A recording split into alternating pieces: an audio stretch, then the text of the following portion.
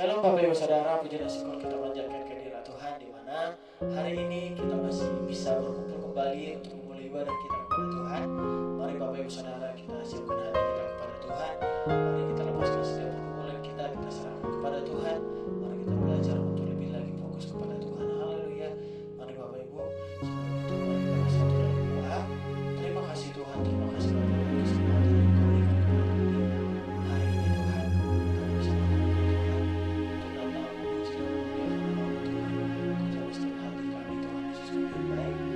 Kau berikan kepada kami hari ini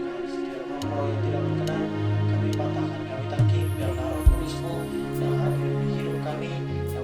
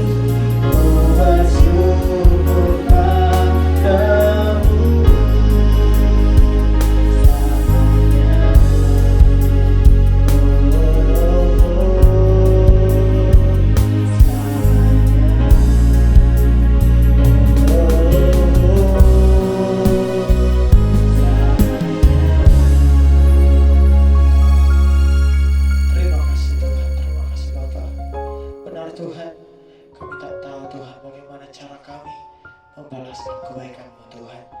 Kau Bapa kami yang sungguh baik Tuhan. Setiap hal yang terjadi dalam hidup kami bisa lalui Tuhan, semua karena pertolongan-Mu Tuhan Yesus kami yang baik. Terima kasih Tuhan. Lebih lagi Kau nyatakan pertolongan-Mu dalam hidup kami Tuhan. Lebih lagi Kau nyatakan kasih-Mu dalam hidup kami Tuhan. Terima kasih Tuhan. Kami akan melanjutkan ibadah kami. Biarlah Roh Kudus-Mu tetap ada dalam hati kami Tuhan. Haleluya, haleluya. Amin. Puji Tuhan Bapak Ibu Saudara, kita akan mengangkat setiap pujian kita kepada Tuhan. Mari kita nyatakan bahwa Tuhan itu lahir untuk kita. Tuhan itu lahir bagi kita semuanya. Haleluya. Mari kita angkat pujian kita kepada Tuhan dengan bersorak-sorak. Kita katakan bahwa Dia lahir untuk kita semuanya. Haleluya.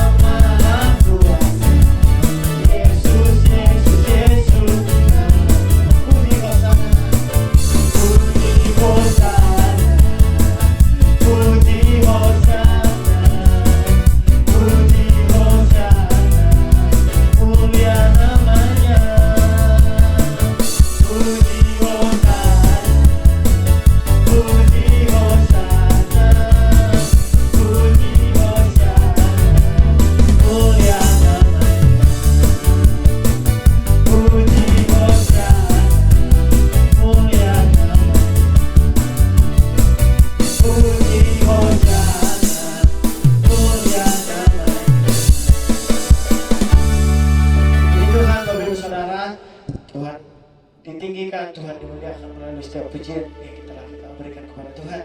Mari Bapak Ibu Saudara, sebentar kita akan mendengarkan firman Tuhan. Mari kita siapkan hati kita Mari kita sambut kebenaran firman Tuhan yang akan datang untuk mengubahkan hidup kita, akan datang menjamah hati kita. Terima kasih Tuhan. Mari Bapak Ibu Saudara, kita akan puji, kita akan syukur. Kita katakan bahwa Tuhanlah kekuatan dalam hidup kita.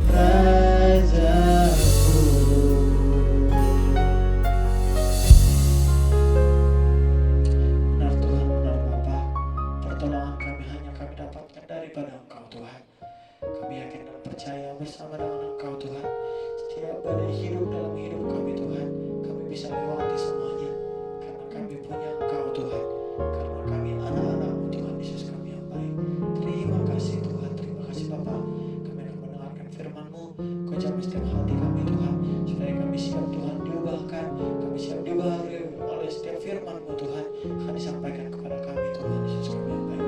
Kau pakai hamba-Mu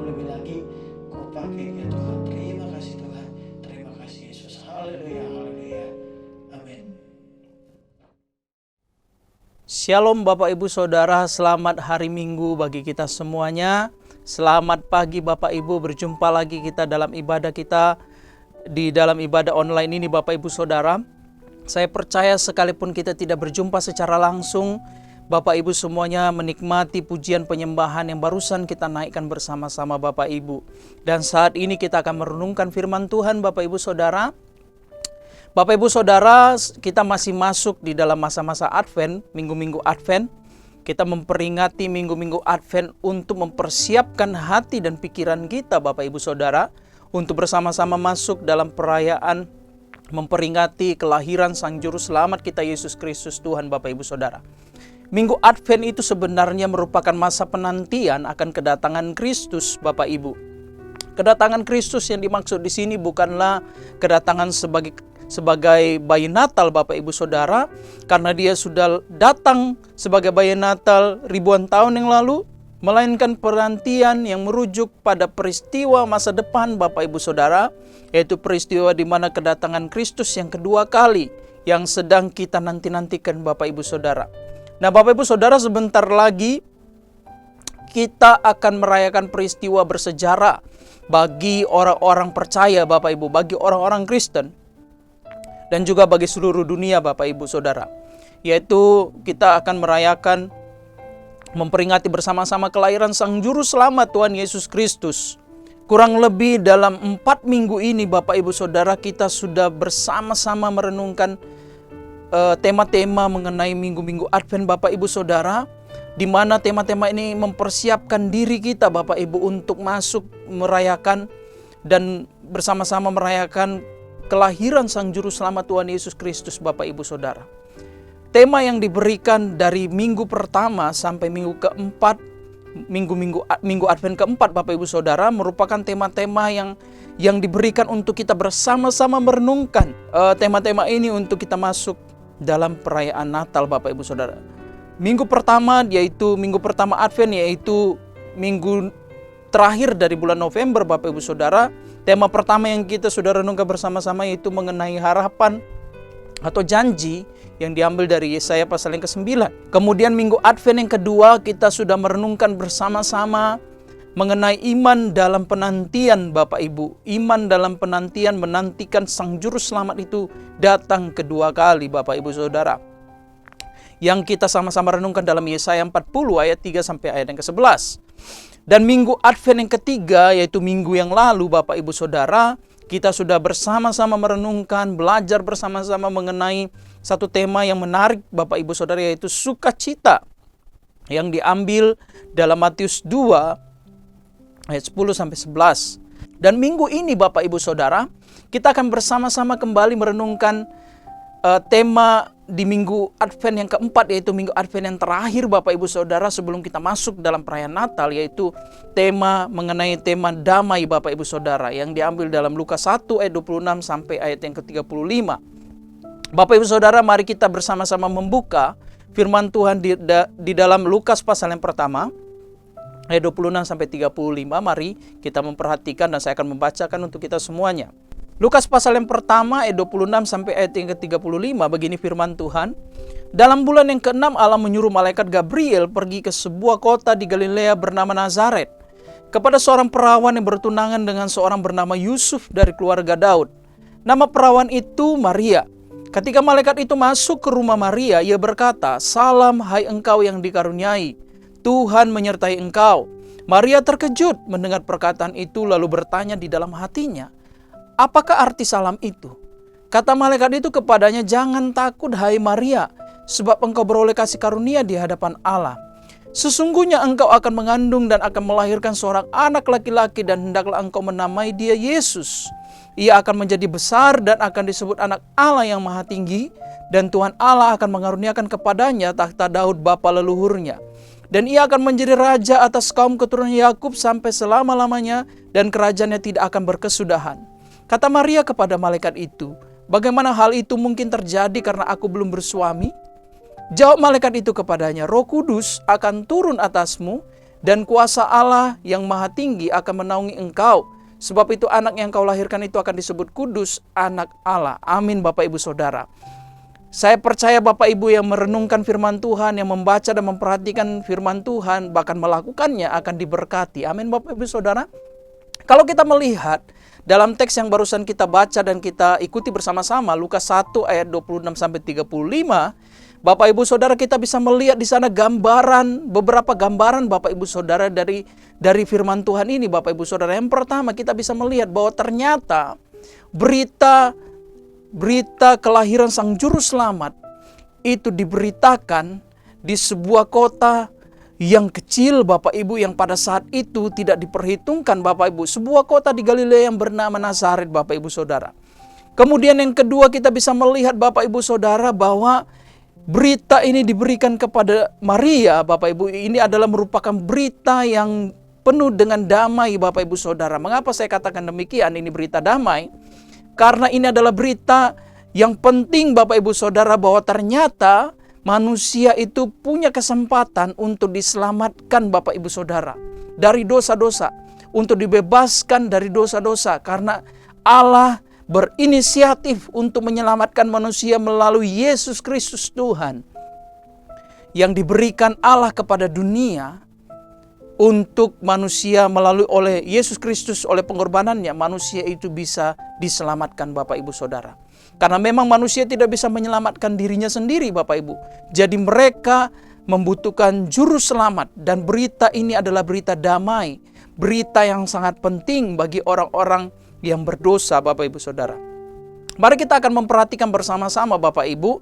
Mari kita memperhatikan ayat yang ke-26 sampai 27. Kita akan mendapati di sana bahwa dalam bulan yang ke-6 Allah menyuruh malaikat Gabriel pergi ke sebuah kota di Galilea bernama Nazaret, kepada seorang perawan yang bertunangan dengan seorang bernama Yusuf dari keluarga Daud. Nama perawan itu Maria. Bapak Ibu Saudara, seperti tadi yang saya katakan bahwa ini adalah berita damai yang disampaikan Allah melalui malaikat Gabriel, memberitahukan kepada Maria berita damai sejahtera Bapak Ibu Saudara, damai kepada seluruh dunia.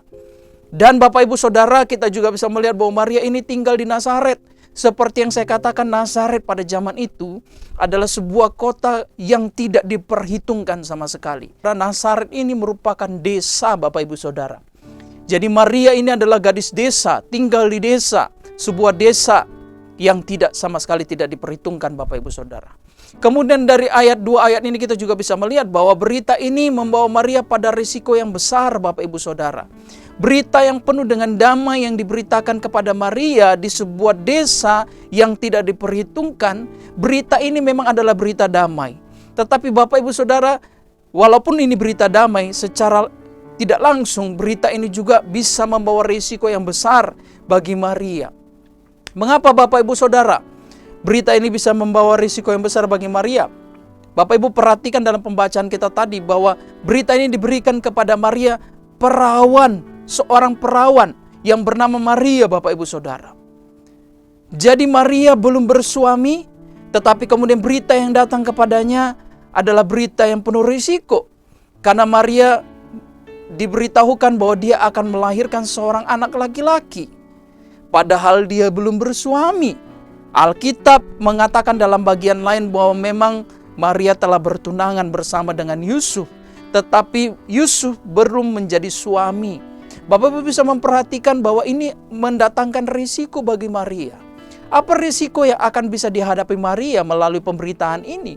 Kalau benar-benar ini akan terjadi kepadanya, bahwa berita damai ini membawa risiko kepada Maria. Yang risiko yang pertama yang akan terjadi kepada Maria, akan terjadi kesalahpahaman dirinya dengan Yusuf Bapak Ibu Saudara. Yusuf adalah tunangannya. Tidak tahu kapan mereka akan menikah. Tetapi kalau seandainya Maria yang adalah perawan itu mengandung kemudian melahirkan anak laki-laki, tentu kalau Allah tidak berbicara kepada Yusuf melalui mimpi, pasti akan ada kesalahpahaman. Bahkan kita bisa memperhatikan sebenarnya Yusuf pun telah salah paham dengan Maria Bapak Ibu Saudara. Di dalam ayat-ayat, di dalam kitab lain, di dalam bagian lain, dalam firman Tuhan, dalam Injil Bapak Ibu Saudara diberitahukan bahwa Yusuf hendak menceraikan Maria secara diam-diam Bapak Ibu. Dia hendak memutuskan pertunangan mereka oleh karena mungkin dalam tanda kutip dia berpikir bahwa Maria selingkuh, hamil dari pria lain, Bapak Ibu Saudara. Jadi ada kesalahpahaman yang terjadi. Ini adalah risiko yang akan dihadapi Maria. Kemudian risiko yang selanjutnya adalah kesalahpahaman dan juga ejekan dan hinaan dari orang-orang di sekitarnya. Bahkan dari keluarganya sendiri, pastilah dia dikucilkan. Seorang perawan, gadis desa yang sudah bertunangan tetapi tiba-tiba terdengar bahwa dia hamil. Tentu orang-orang akan mengejeknya, akan menghinanya. Bahkan keluarganya sendiri pun pasti mungkin akan menjauhi dia. Yusuf berniat menceraikan Maria secara diam-diam. Ini merupakan sebuah aib kalau seandainya orang-orang tahu. Jadi berita damai ini membawa risiko kepada Maria, Bapak Ibu Saudara. Risiko ditolak. Kemudian Bapak Ibu Saudara, risiko yang selanjutnya yang bisa dihadapi Maria melalui berita damai ini adalah kemungkinan ia akan dihukum mati berdasarkan Ulangan pasal yang ke-22 ayat 20 sampai 21, di mana di sana dituliskan dalam Perjanjian Lama, kalau seandainya ada yang hamil di luar nikah, ya tidak jelas siapa yang menghamili dia belum menikah kemudian hamil, dia berzina, maka hukumannya adalah mati. Bapak Ibu Saudara, risiko ini pasti akan dihadapi Maria. Berita damai membawa risiko kepada Maria, Bapak Ibu Saudara. Lalu kemudian di dalam pembacaan kita ini kita juga bisa melihat bahwa Maria ketika malaikat Gabriel datang kepadanya memberitakan berita damai ini, Bapak Ibu Saudara, Maria terkejut. Di dalam ayat yang ke-29 dikatakan, Maria terkejut mendengar perkataan itu. Perkataan apa? Di dalam ayat yang ke-28, ketika malaikat itu masuk ke rumah Maria, ia berkata, "Salam, hai engkau yang dikaruniai, Tuhan menyertai engkau." Kemudian di dalam ayat 29, Maria terkejut mendengar perkataan itu lalu bertanya dalam hatinya, apakah arti salam itu? Pertanyaannya, mengapa Maria terkejut dengan salam itu, Bapak Ibu Saudara? Sekurang-kurangnya ada 3 alasan mengapa Maria terkejut dengan perkataan Gabriel, dengan kunjungan Gabriel, Bapak Ibu Saudara. Alasan yang pertama, Bapak Ibu Saudara, yang bisa kita lihat dalam bagian ini, Bapak Ibu Saudara, kenapa Maria sampai terkejut dengan kunjungan malaikat Gabriel dan dengan salamnya. Yang pertama, Bapak Ibu Saudara, adalah kunjungan makhluk surgawi. Kunjungan makhluk surga tidak pernah terjadi lagi sebenarnya sejak peristiwa Sadrak Mesak Abednego dalam perapian. Itu adalah peristiwa terakhir di mana makhluk surgawi itu mengunjungi manusia, Bapak Ibu Saudara. Bapak Ibu bisa memperhatikan di dalam Perjanjian Lama, Bapak Ibu, setelah peristiwa Sadrak Mesak Abednego di dalam perapian yang menyala-nyala itu, Bapak Ibu Saudara, mereka melihat ada satu orang yang lain, rupanya seperti manusia, yang mengunjungi Sadrak Mesak Abednego di dalam perapian itu. Dan Bapak Ibu Saudara, kalau Bapak Ibu teliti, itu adalah peristiwa terakhir makhluk surgawi mengunjungi manusia, Bapak Ibu Saudara. Jadi alasan pertama mengapa ketika malaikat Gabriel datang kepada Maria, Maria menjadi terkejut oleh karena sebenarnya sudah beratus-ratus tahun sejak peristiwa Sadrak Mesak Abednego tidak pernah ada kunjungan malaikat, tidak pernah ada kunjungan makhluk surgawi kepada manusia. Apalagi Bapak Ibu Saudara, setelah kitab Maleakhi selesai dalam pasal yang terakhir, kalau kita melihat sebelum masuk kepada perjanjian baru di dalam Alkitab kita, lembaga Alkitab itu memberikan satu lembaran di dalam yang memisahkan antara Perjanjian Lama dan Perjanjian Baru, Bapak Ibu Saudara. Saya yakin lembaran itu untuk memberitahukan kepada kita ada masa beberapa ratus tahun di mana sebelum Perjanjian Baru, setelah kita Maleakhi, Allah berdiam diri. Ada masa di mana Allah berdiam diri. Lalu kemudian setelah ratusan tahun itu tiba-tiba muncullah malaikat Gabriel yang pertama mendatangi Zakaria. Ya, kita bisa melihat di dalam pasal yang pertama ini, Lukas pasal yang pertama ini, bahwa sebenarnya cerita pertamanya adalah malaikat Gabriel mengunjungi Zakaria, memberitakan tentang kelahiran Yohanes Pembaptis, Bapak Ibu. Setelah itu 6 bulan setelahnya, baru malaikat Gabriel memberitakan berita damai ini kepada Maria di Nazaret. Jadi ada rentan waktu yang sangat panjang sampai ke Maria. Kemudian malaikat surgawi itu kemudian muncul kembali mengunjungi manusia, Bapak Ibu Saudara. Jadi Bapak Ibu Saudara, hal ini menjadi hal yang pertama, alasan pertama mengapa Maria sampai begitu terkejut. Dan sebenarnya di dalam teks ini Bapak Ibu Saudara, dalam bahasa Yunaninya Bapak Ibu, kata terkejut di sini itu adalah juga bingung. Artinya dia bingung. Kok bisa ada makhluk surgawi mengunjungi sudah ratusan tahun? Sudah begitu panjang waktunya, tidak pernah ada makhluk surgawi. Lalu tiba-tiba muncul Gabriel memberitakan berita ini. Itu adalah alasan pertama. Alasan yang kedua Bapak Ibu Saudara, mengapa Maria menjadi terkejut dengan kunjungan ini Bapak Ibu dan salam yang diberikan Gabriel, yaitu ungkapan yang dikaruniai, Tuhan menyertai engkau. Di dalam ayat itu ada ungkapan yang dikaruniai, Tuhan menyertai engkau. Ini bukanlah ungkapan biasa Bapak Ibu Saudara. Makanya Maria terkejut.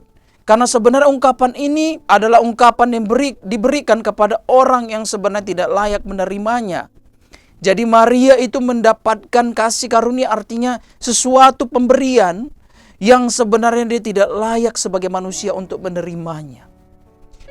Maria itu sadar diri, dia tahu identitasnya sebagai orang berdosa. Lalu kemudian malaikat memberitakan yang dikaruniai, artinya diberikan pemberian dari Allah, suatu pemberian yang tidak layak untuk diterima oleh manusia yang berdosa. Jadi Maria terkejut, siapa aku ini? Kenapa aku mendapatkan ini? Begitu. Kenapa aku mendapatkan pemberian yang sebenarnya aku tidak layak mendapatkannya dari Allah? Itu yang kemudian membuat Maria itu menjadi terkejut Bapak Ibu Saudara, karena dia tahu latar belakangnya sebagai manusia berdosa, sebagai orang yang tidak kudus. Lalu kemudian Bapak Ibu Saudara, yang terakhir, alasan terakhir kenapa Maria menjadi terkejut dengan kunjungan ini dan dengan ungkapan daripada Gabriel. Itu malaikat Gabriel memberitakan firman Allah mengenai kelahiran sang Raja Damai dari seorang wanita perawan. Maria tentu bingung karena Allah sudah lama diam, lalu tiba-tiba memberitakan atau berfirman kepada Maria. Tentunya ini membingungkan dia. Apalagi beritanya itu adalah bahwa Maria akan mengandung seorang anak laki-laki, kemudian akan melahirkan seorang anak laki-laki yang akan diberi nama Yesus. Padahal keterangan di dalam ayat itu, di dalam teks itu jelas Bapak Ibu, bahwa Maria adalah seorang perawan. Artinya tidak pernah disentuh oleh pria manapun. Tetapi dia memang bertunangan dengan Yusuf, tetapi dia adalah seorang perawan, dia bersih. Tidak mungkin bisa memiliki anak.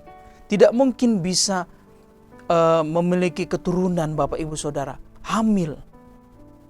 Tidak mungkin Bapak Ibu Saudara, karena dia adalah seorang perawan. Dia belum menikah dengan Yusuf. Tentu ini membingungkan dirinya, bagaimana hal itu terjadi. Maka Maria mengatakan di dalam ayat yang ke-34, kata Maria kepada malaikat itu, bagaimana hal itu mungkin terjadi karena aku belum bersuami? Jadi memang gak mungkin. Jadi itu membuat Maria menjadi terkejut Bapak Ibu Saudara. Bapak Ibu Saudara, kita bisa melihat bersama-sama dari peristiwa ini Bapak Ibu Saudara, bahwa Tuhan memberitakan berita damai kepada Maria, sekaligus ini merupakan pengumuman inisiatifnya untuk menyelamatkan manusia, dan juga sekaligus menjadi berita yang sangat membingungkan, sangat mustahil, sangat tidak logika. Tidak mungkin terjadi. Tetapi kemudian di dalam teks ini kita bisa baca bersama-sama, bagi Allah tidak ada yang mustahil. Bapak Ibu Saudara, kita bisa melihat bersama-sama dari peristiwa ini Bapak Ibu Saudara, bahwa Yesus Kristus dilahirkan dari seorang gadis desa. Seorang yang berasal dari sebuah desa yang tidak diperhitungkan, desa yang kecil, sebuah desa yang tidak pernah sama sekali diperhitungkan. Berbeda dengan Yohanes Pembaptis. Kalau kita membaca di dalam ayat-ayat sebelumnya, bahwa Yohanes Pembaptis itu adalah anak dari Imam Zakaria. Siapa Zakaria? Kita bersama-sama tahu dan bisa membaca bahwa Zakaria itu adalah keturunan Harun. Dan setiap keturunan Harun otomatis menjadi imam. Dan sebagai imam tentulah sangat terhormat Bapak Ibu Saudara. Jadi Zakaria bukan orang sembarangan, dia adalah keturunan imam. Dan Yohanes Pembaptis memiliki ayah seorang keturunan imam. Jadi Yohanes Pembaptis itu berasal dari keluarga yang cukup dihormati. Berasal dari daerah yang sangat baik. Tetapi Yesus, dari pemberitaan ini kita bisa belajar Bapak Ibu Saudara. Sang Raja Damai itu lahir dari seorang perempuan desa. Dari sebuah kota yang tidak diperhitungkan Bapak Ibu Saudara. Bapak Ibu Saudara, kalau kita bisa melihat bersama-sama Bapak Ibu Saudara, bahwa kita sedang memperingati dan merenungkan bersama-sama 4 tema di minggu-minggu Advent Bapak Ibu Saudara. Dan tema yang terakhir ini adalah tema damai Bapak Ibu Saudara. Kristus yang diberitakan oleh malaikat Gabriel, Yesus yang diberitakan oleh malaikat Gabriel adalah Raja Damai, di mana Raja Damai ini akan memerdekakan, akan mendamaikan Allah dengan manusia. Melalui perantaraan Kristuslah Allah didamaikan dengan manusia Bapak Ibu Saudara. Kita bisa melihat di dalam 2 Korintus pasal yang ke-5 ayat yang ke-18. 2 Korintus pasal yang ke-5 ayat yang ke-18 dikatakan demikian firman Tuhan. Dan semuanya ini dari Allah yang dengan perantaraan Kristus telah mendamaikan kita dengan dirinya dan yang telah mempercayakan pelayanan pendamaian itu kepada kami. Jadi Kristus adalah Raja Damai yang diberitakan Gabriel kepada Maria, yang olehnya Allah didamaikan dengan umatnya, dengan manusia Bapak Ibu Saudara. Kedamaian dari Sang Raja Damai merupakan kedamaian yang kekal Bapak Ibu Saudara. Dikatakan di dalam Yesaya pasal yang ke-9 ayat yang ke-5 Bapak Ibu Saudara. Mari kita buka bersama-sama. Yesaya pasal yang ke-9 ayat yang ke-5 dikatakan di sana Bapak Ibu demikian firman Tuhan. Sebab seorang anak telah lahir untuk kita, seorang putra telah diberikan untuk kita. Lambang pemerintahan ada di atas bahunya. Dan namanya disebutkan orang, penasihat ajaib, Allah yang perkasa, Bapa yang kekal, Raja Damai. Yesaya pasal yang ke-9 ini merupakan nubuat mengenai kelahiran Sang Juru Selamat, kelahiran Sang Raja Damai yang diberitakan malaikat Gabriel kepada Maria Bapak Ibu Saudara. Bila kita baca dengan teliti Bapak Ibu Saudara, Yesaya pasal yang ke-9 ayat yang ke-5 ini, maka gelar Raja Damai yang diberikan kepada Tuhan Yesus dipahami secara berbeda sebenarnya dengan orang Israel Bapak Ibu Saudara. Bagi orang Israel, nubuat ini bermaksud bahwa akan datang Mesias yang akan menyelamatkan mereka, membebaskan mereka dari penjajahan bangsa lain. Jadi orang-orang Israel memahaminya secara politik Bapak Ibu Saudara. Tetapi sebenarnya Yesaya pasal ke-9 ini merupakan nubuat mengenai Sang Mesias, Sang Juru Selamat, Sang Raja Damai akan datang, yang akan menyelamatkan, yang akan membebaskan setiap orang-orang percaya, umatnya, dari perbudakan dosa, dari belenggu dosa, Bapak Ibu Saudara, dari kuk dosa. Kalau kita memperhatikan ayat yang ketiga, kita akan melihat bahwa ada kata kuk, gandar, dan tongkat yang melambangkan ada tekanan dari dosa yang dimiliki oleh manusia. Manusia sebenarnya, manusia yang berdosa ini adalah dipenuhi dengan kuk, dengan gandar, dengan tongkat, yang artinya ada tekanan, ada pembatasan, ada penindasan, ada ketidakdamaian dalam diri manusia yang berdosa. Dan Sang Raja Damai ini menjadi jawaban atas semua itu, di mana kelahiran Sang Raja Damai dinubuatkan akan menjadi pendamaian antara manusia yang berdosa dengan Allah. Dengan kata lain, Allah membebaskan manusia yang terjajah oleh dosa melalui Sang Raja Damai ini Bapak Ibu Saudara. Bapak Ibu Saudara, dosa sungguh mengganggu dan membuat manusia itu menjauh dan semakin menjauh dari Allah Bapak Ibu Saudara.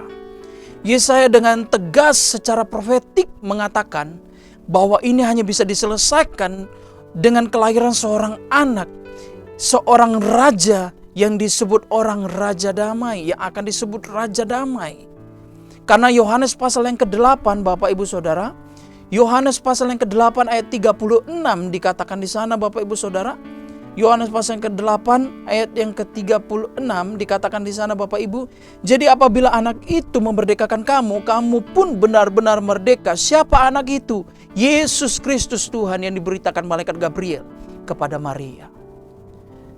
Waktu Maria mendapatkan berita damai sejahtera ini, berita tentang damai kepada dunia, Bapak Ibu Saudara, tentu tidak mudah Maria untuk mencerna dan menerimanya, karena sudah ratusan tahun Allah berdiam diri. Sudah begitu lama kunjungan makhluk surga tidak pernah terjadi dalam kehidupan manusia, Bapak Ibu Saudara. Tetapi perhatikan Bapak Ibu Saudara, Maria dalam teks ini memilih percaya kepada Allah. Dia tidak menentang apa yang disampaikan oleh malaikat Gabriel. Dia bingung, dia terkejut. Bapak Ibu, sebagai manusia dia bingung, dia terkejut. Dan dia merasa tidak layak menerima pesan ini, karena dia manusia berdosa. Tetapi di balik kebingungan, di balik terkejutnya Maria, dia tetap memilih untuk percaya. Jadi dengan kata lain Bapak Ibu Saudara, berita damai sejahtera ini yang membingungkan dia. Kelahiran sang Raja Damai.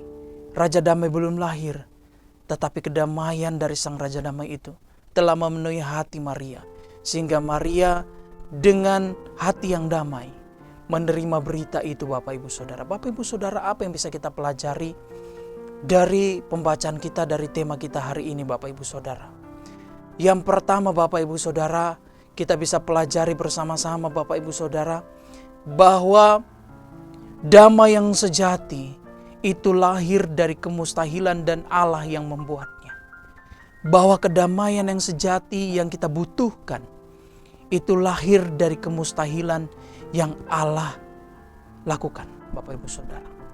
Bahwa Yesus Kristus adalah damai sejati itu, di mana Allah melalui Yesus Kristus membuat sesuatu yang mustahil bagi manusia. Tidak ada yang mustahil bagi Allah. Bagaimana mungkin seorang perawan bisa hamil kemudian bisa melahirkan seorang anak laki-laki yang diberi nama Yesus? Tidak mungkin, secara logika tidak mungkin. Tetapi bagi Allah itu mungkin, karena itu berada di dalam kedaulatan Allah.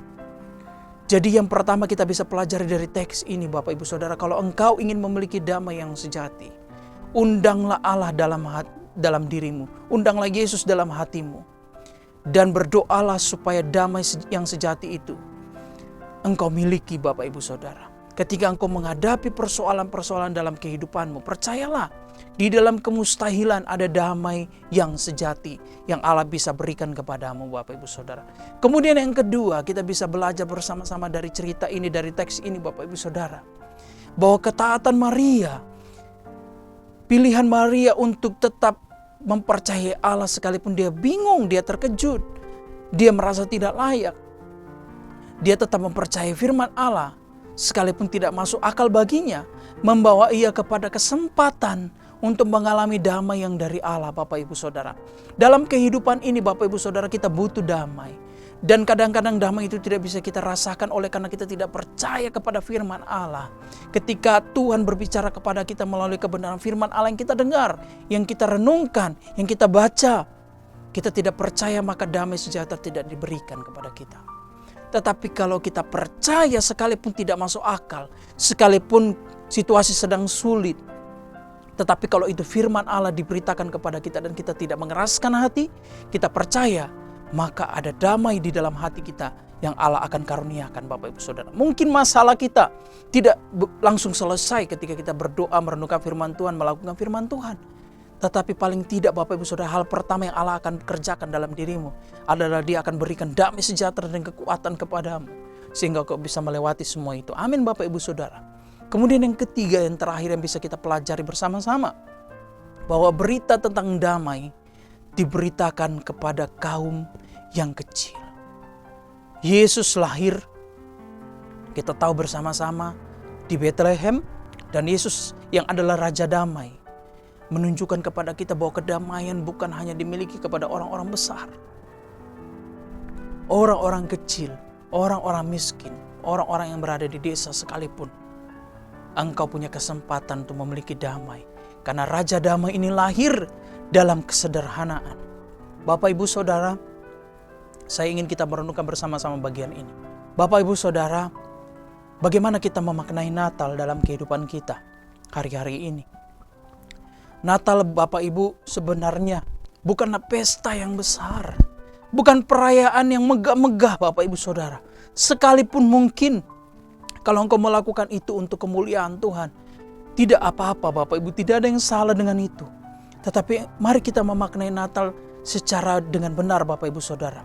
Mari kita kembali kepada firman Tuhan, kembali kepada Alkitab. Bahwa Natal itu terjadi, bayi Natal itu lahir dalam kesederhanaan. Tidak ada kemegahan di sana. Dan Lukas mencatat hal ini Bapak Ibu Saudara, bahwa Yesus lahir dalam kesederhanaan. Sang Raja Damai itu lahir dalam kesederhanaan.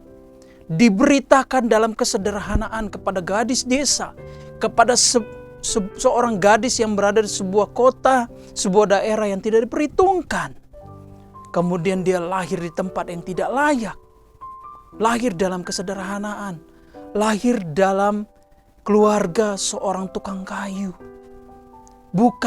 Bukanlah lahir di sebuah istana seperti yang dimiliki oleh Herodes. Walaupun dia layak akan hal itu, tetapi dia lahir dalam kesederhanaan. Ini menunjukkan kepada kita bahwa damai sejahtera menjadi bagian setiap orang. Sekalipun engkau adalah orang-orang kecil, engkau adalah orang-orang yang tidak diperhitungkan, damai sejahtera Allah itu akan menjadi bagianmu.